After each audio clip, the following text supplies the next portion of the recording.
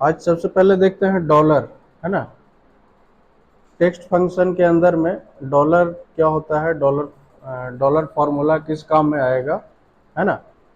तो dollar basically क्या करता है कि किसी भी नंबर में डॉलर सिंबल को इंसर्ट करेगा, है ना। रिक्वायर्ड डेसिमल वैल्यू के साथ, जितना हम डेसिमल वैल्यू उसका देंगे, मान लिया 2 डिजिट देंगे तो डेसिमल के बाद 2 जीरो या जो भी होगा डेसिमल वैल्यू आएगा। तो जैसे एक नंबर ले लें, मान लिया 125 ले लें, ठीक है। अब यहाँ पे क्या करते हैं, इक्वल टू DOLL, है ना। टैब से आगे बढ़ गए, यहाँ पे नंबर सेलेक्ट करने का ऑप्शन दे रहा है, तो ये वाला नंबर सेलेक्ट कर लेंगे। कोई दिक्कत है यहाँ तक?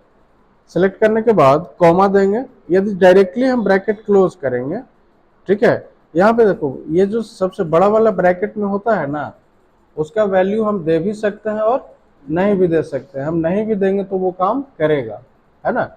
जरूरी नहीं है कि जो सबसे बड़ा ब्रैकेट है उसके अंदर उसका वैल्यू देना ही देना है।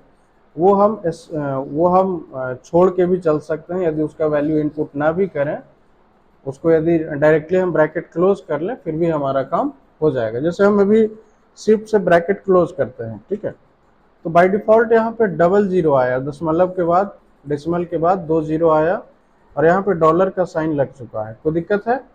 नहीं ना। फिर से हम डिलीट करके क्या करते हैं, वापस से यहाँ पे डॉलर का यूज करते हैं, और नंबर हमारा ये है, कॉमा देते हैं और डेसिमल के जगह पे कॉमा देते हैं, और डेसिमल की जगह पे यहाँ पे हम सपोज कि 4 रख दें, ठीक है, डेसिमल की जगह पे 4 रख दें, तो होगा क्या कि 125 के बाद 4 जीरो वहां पे ऐड हो जाएगा। क्लियर है? बात समझ में आ गया ना।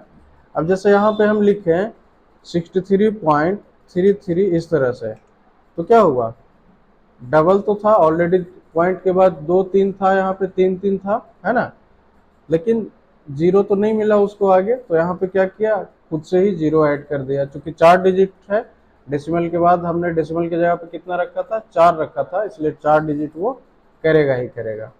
तो मेरे ख्याल से डॉलर में किसी तरह का दिक्कत नहीं ना। अगला फंक्शन हम लोग देखते हैं एग्जैक्ट। ठीक है, एग्जैक्ट बेसिकली क्या करता है, एग्जैक्ट क्या करता है कि दो यदि स्ट्रिंग है, स्ट्रिंग मतलब टेक्स्ट, स्ट्रिंग का मतलब टेक्स्ट, है ना। यदि 2 कॉलम में स्ट्रिंग है, 2 या 3 में, है ना, तो यदि सब सेम है, यदि दोनों के दोनों सेम है तो ट्रू रिटर्न करेगा, यदि सेम नहीं है तो फॉल्स रिटर्न करेगा, है ना। और यहाँ पे लिखा है कि ये केस सेंसिटिव होता है, एग्जैक्ट फंक्शन जो होता है वो केस सेंसिटिव होता है, यानी कि स्मॉल और कैपिटल इसको ये आइडेंटिफाई करेगा, उस हिसाब से वो रिजल्ट हमें ट्रू या फॉल्स में देगा। ठीक है, जैसे काम करते हैं यहाँ पे हम मान लिया जाए यहाँ पे कुछ नाम लिखते हैं, जैसे या एक ही नाम पे समझ जाएंगे। यहाँ पे कंप्यूटर टाइप किया और यहाँ पे कंप्यूटर टाइप किया, ठीक है, तो इसके स्पेलिंग में तो मिस्टेक है ना, होना क्या चाहिए था, AR होना चाहिए था, ये वाला बिल्कुल सही है। ठीक है, एक काम करते हैं, इसके कैरेक्टर को स्मॉल कर लेते हैं, ठीक है ना। तो एक कैपिटल में C है और एक स्मॉल में। अब यहाँ पे हम अप्लाई करते हैं एग्जैक्ट फंक्शन का, ठीक है। अब टेक्स्ट 1 कह रहा है और टेक्स्ट 2 कह रहा है, तो टेक्स्ट 1 में इसको सेलेक्ट कर लेंगे, कॉमा, टेक्स्ट 2 में इसको सेलेक्ट कर लेंगे। कोई दिक्कत है यहाँ तक? सेलेक्ट करने के बाद ब्रैकेट क्लोज करेंगे, ठीक है, देन इंटर प्रेस करेंगे। ये क्या रिटर्न कर रहा है, फॉल्स रिटर्न कर रहा है, मतलब वो एग्जैक्ट नहीं है। एग्जैक्ट मतलब 100% वो नहीं मिल रहा है। बात समझ में आ गई ना, एग्जैक्ट का मतलब 100% वो टैली नहीं कर रहा है। अब चलो यहाँ पे क्या करते हैं कि ओ की जगह पे ई करते हैं, ओ की जगह पे ई करते हैं, फिर भी वही सेम रह गया, फिर भी क्या है, चेंज हुआ नहीं हुआ। लेकिन जैसे ही हम यहाँ पे सी को चेंज कर देंगे, यहाँ पे सी को कैपिटल करेंगे, तो वो ट्रू हमारा हो जाएगा। ट्रू क्यों हुआ? क्योंकि अब ये 100% मैच कर रहा है। बात समझ में आ गई ना, कोई दिक्कत? अगला फंक्शन देखते हैं फाइंड, ठीक है। फाइंड का मतलब खोजना होता है, ठीक है, लेकिन फंक्शन में फाइंड क्या करेगा कि उस कैरेक्टर के जो भी टेक्स्ट है उसके कैरेक्टर के पोजीशन को रिटर्न करेगा। फॉर एग्जांपल यहाँ पे मुंबई हम टाइप करते हैं, मुंबई, ठीक है, MUMBAI, ठीक है, मुंबई टाइप किया। यहाँ पे टाइप करने के बाद हम सपोज कि इक्वल टू पहले टाइप करते हैं फाइंड, है ना। सपोज कि हम एम यहाँ पे फाइंड करें, क्या फाइंड करें, एम। तो एम को ढूंढने के लिए हमें डबल कोट का यूज करना पड़ेगा। कोई भी चीज फाइंड करने के लिए डबल कोट का यूज करना पड़ेगा, ठीक है। तो डबल कोट में हम लिखते हैं एम, स्मॉल एम यहाँ पे हमने लिखा है, क्या लिखा है, स्मॉल एम, है ना। उसके बाद डबल कोट क्लोज कर लेंगे, उसके बाद कॉमा देंगे। यहाँ तो कोई समस्या है ना। कॉमा देने के बाद with in text, with in text का मतलब होता है कि किस में से ढूंढना है, कौन से टेक्स्ट में से ढूंढना है, ठीक है। तो हम विद इन टेक्स्ट में मुंबई को सिलेक्ट कर लेंगे, है ना, ये सिलेक्ट हो गया हमारा। देन ब्रैकेट क्लोज करेंगे और इंटर प्रेस करेंगे, ठीक है। अब यहाँ पे ध्यान देना, रिजल्ट यहाँ पे 3 आया है। रिजल्ट कितना आया, 3 आया है। क्यों 3 आया, क्योंकि हमने यहाँ पे स्मॉल एम टाइप किया। क्या टाइप किया है, स्मॉल एम टाइप किया। इसका मतलब ये है कि फाइंड जो फंक्शन है वो केस सेंसिटिव है।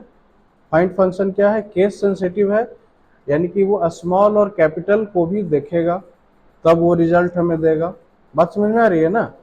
फॉर एग्जाम्पल अभी हम यहाँ पे क्या करते हैं, यहाँ पे कैपिटल एम लेते हैं और इंटर करते हैं। अभी क्या आ रहा है, 1 आ रहा है ना। यानी इस कंडीशन में क्या है, इसने एम को कैप्चर किया, वो भी किस एम को, कैपिटल एम को, है ना।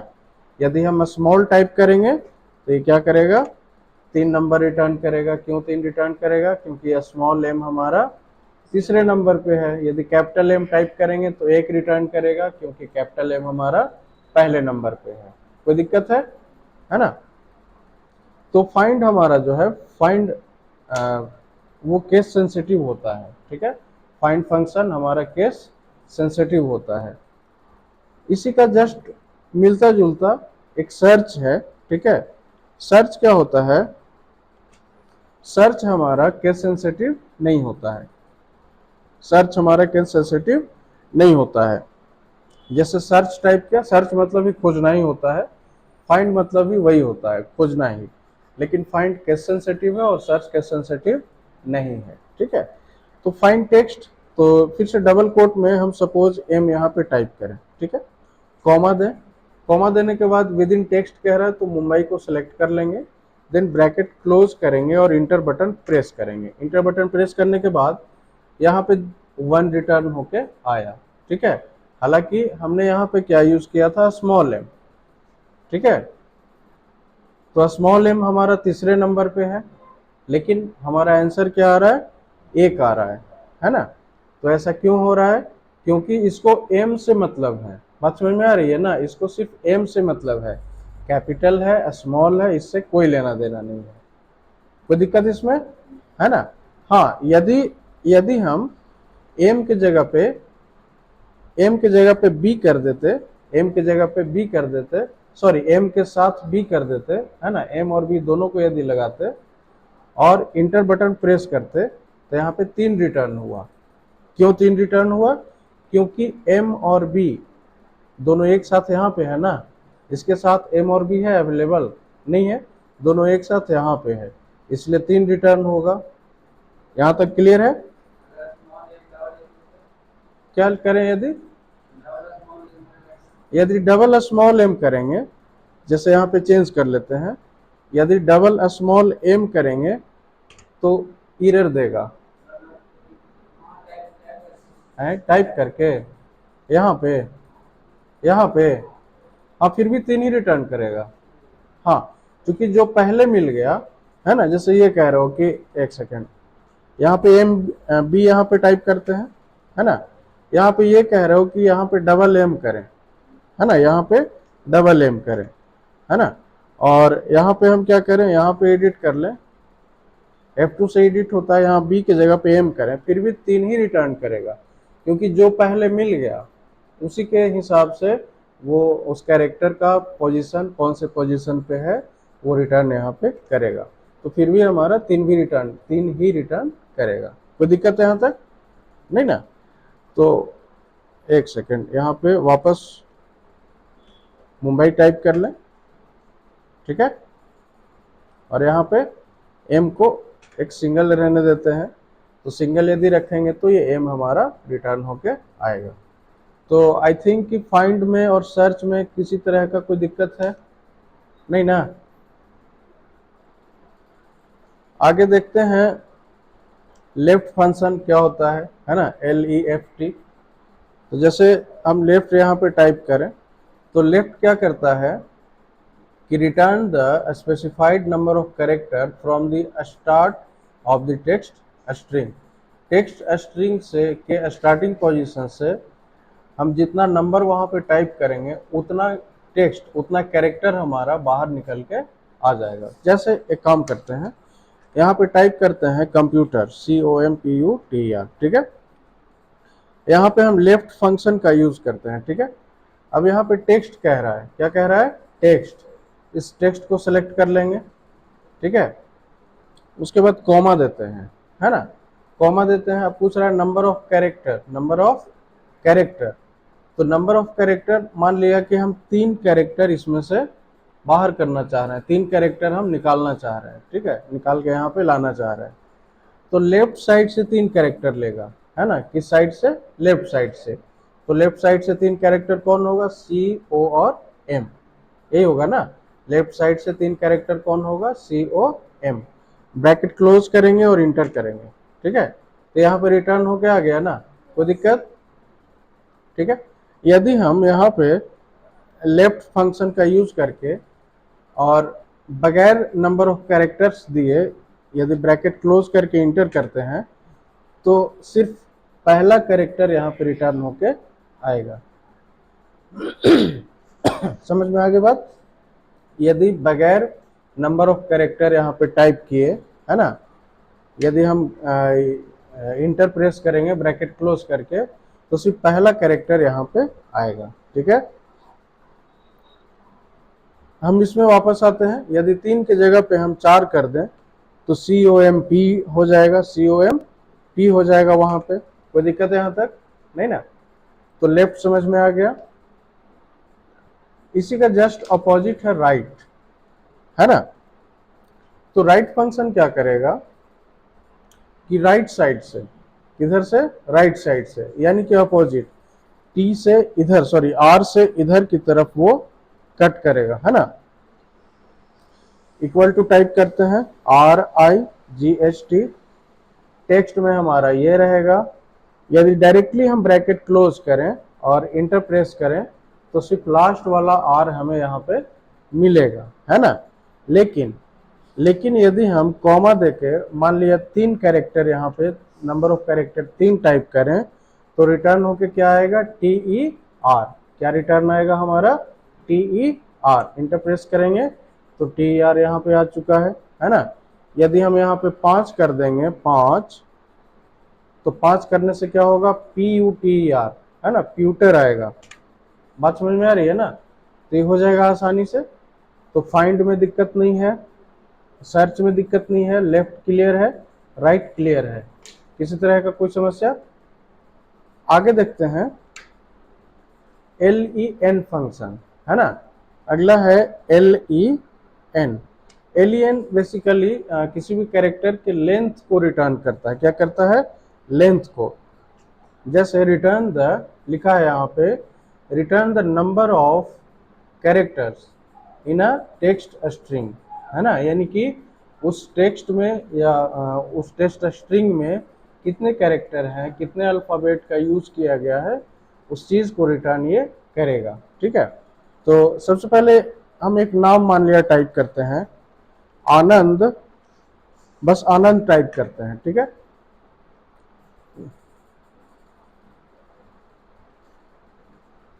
एक सेकेंड, आनंद, है ना। अब यहाँ पे आते हैं।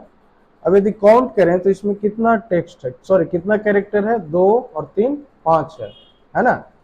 तो यदि लेन फंक्शन का यूज करें तो यहाँ पे 5 आना चाहिए ना, यहाँ पे 5 आया, आ गया 5, कोई दिक्कत है?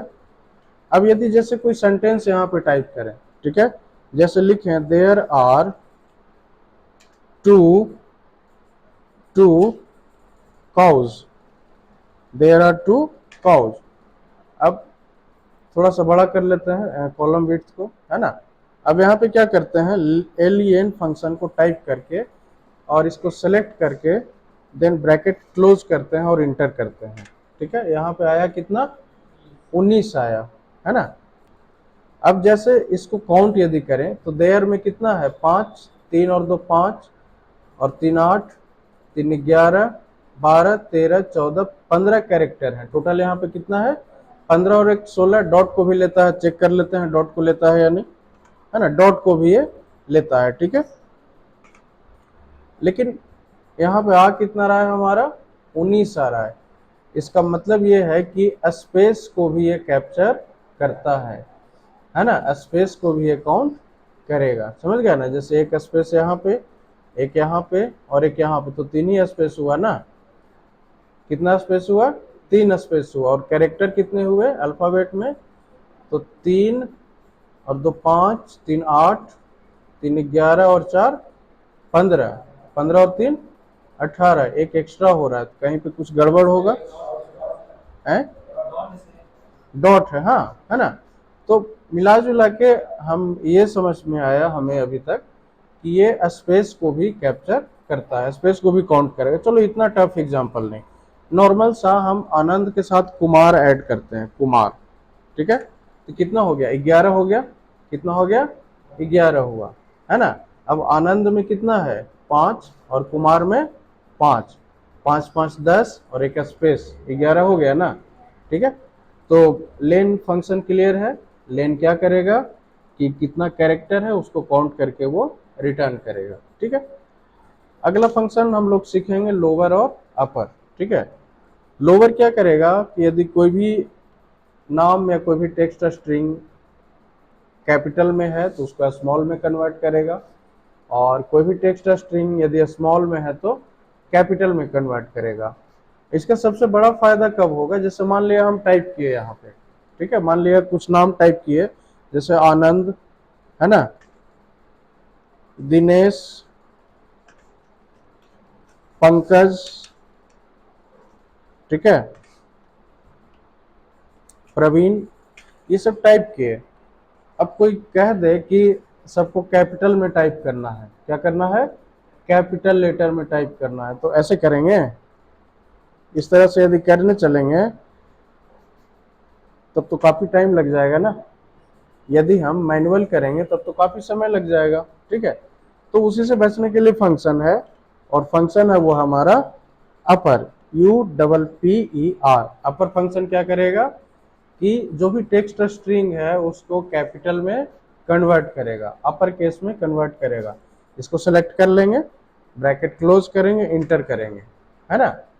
तो यहाँ पे आ गया ना, और ड्रैग एंड ड्रॉप कर देंगे, आ गया यहाँ पे, कोई दिक्कत है यहाँ तक, है ना।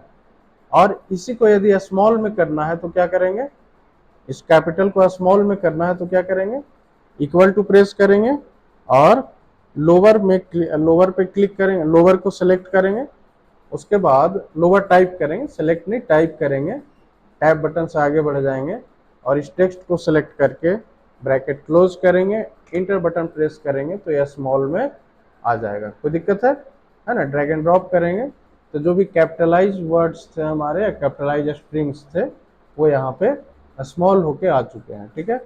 तो लोअर क्या करेगा कि कैपिटल को स्मॉल में कन्वर्ट करेगा, और अपर क्या करेगा, स्मॉल को कैपिटल में कन्वर्ट करेगा, ठीक है।